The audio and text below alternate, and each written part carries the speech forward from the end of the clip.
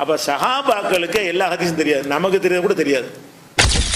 அடுத்து என்னன்னு கேட்டால், குர்ஆன் என்பது ரசூலுல்லாஹ் காலத்தில் எழுத்தாக ஆக்கப்பட்டு விட்டது. எழுத்தாக ஆக்கப்பட்டு தொண்டு எல்லாத்தையும் எழுத சொல்லிடுவாங்க. அதாவது வந்து அதை மறந்துடலாம், யாராவது எழுத்தாக்கிட்டோம்னா அது ரெக்கார்ட் பேசும்.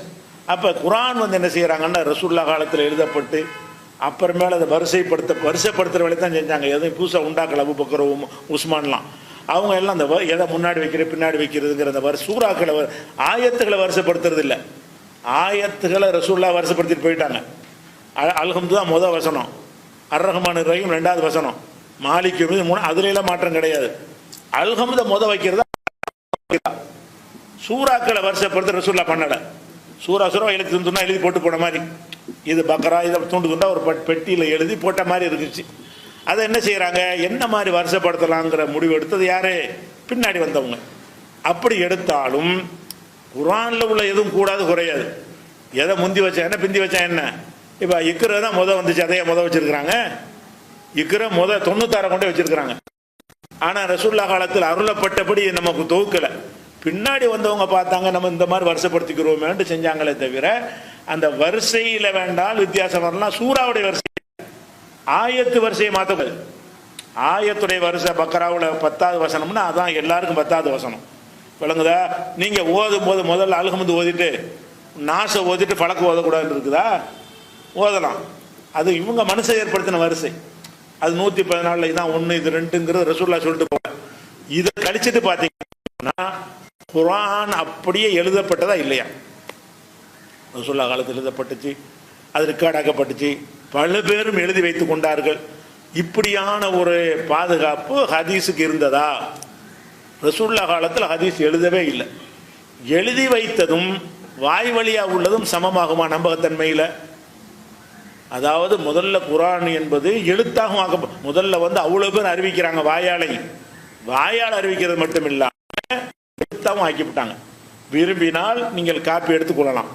சில பேர் காப்பி எடுத்து வைத்திருந்தார்கள், வகி எழுதக்கூடியவர்கள் இருந்தார். அனைவரும் எழுதல, தெரியாத மக்களுக்கு தெரிஞ்சவங்க கொஞ்சம் பேர் இருந்தாங்க. தெரிஞ்ச அத்தனை பேர் எழுதி கொண்டார்கள். யாருக்கெல்லாம் எழுத தெரியுமோ அவங்க எல்லாரும் எழுதி கொண்டார்கள்.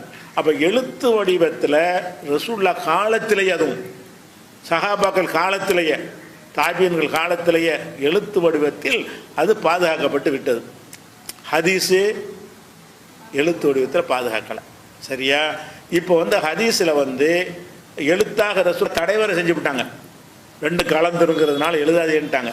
அப்போ ஹதீஸ் என்பதை ரசூல் ஒரு சபையில் சொல்லுவாங்க. அன்னைக்கு 5 சஹாபி இருந்திருப்பாரு, அவர் கேட்பார், அவ்வளவுதான். மீதி 95,000 சஹாபிக்கு தெரியாது. 5 சஹாபி இருந்தார், அவருக்கு தெரியுமே தவிர மீது 95 சஹாபிக்கு அந்த ஹதீஸ் தெரியுமான்னு தெரியாது. அப்ப சஹாபாக்களுக்கு எல்லா ஹதீஸும் தெரியாது, நமக்கு தெரியாது கூட தெரியாது. நமக்கு புக்காகி தந்தே தெரியுது. நமக்கு என்ன செய்ய 56 ஹதீஸ் நமக்கு தெரியும்.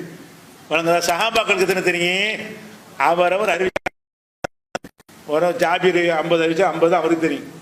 அபூ ஹுரைரா 100 அறிவிச்சா 100 தான் அவருக்கு தெரியும். சில பேர் 1 அறிவிச்சிருப்பாரு, அந்த 1 தான் அவருக்கு தெரியும். அப்ப சஹாபாக்களை பொறுத்த வரைக்கும் எல்லா ஹதீஸையும் அவங்க தெரிஞ்சிருக்க வாய்ப்பு இருக்கவில்லை. ஏன்னா ரசூலுல்லாஹ் சொன்னது எழுதி வைத்து அப்படி செஞ்சா தெரியும். அப்ப அப்படி பார்க்கும்போது 2 வித்தியாசம் வழங்குதா? குர்ஆனுடைய பாதுகாப்பு என்ன? அனைவரால் அறிவிக்கப்படுறது 1. ஹதீஸ் அப்படி இல்லை. குர்ஆன் எழுத்திலேயே பாதுகாக்கப்பட்டது.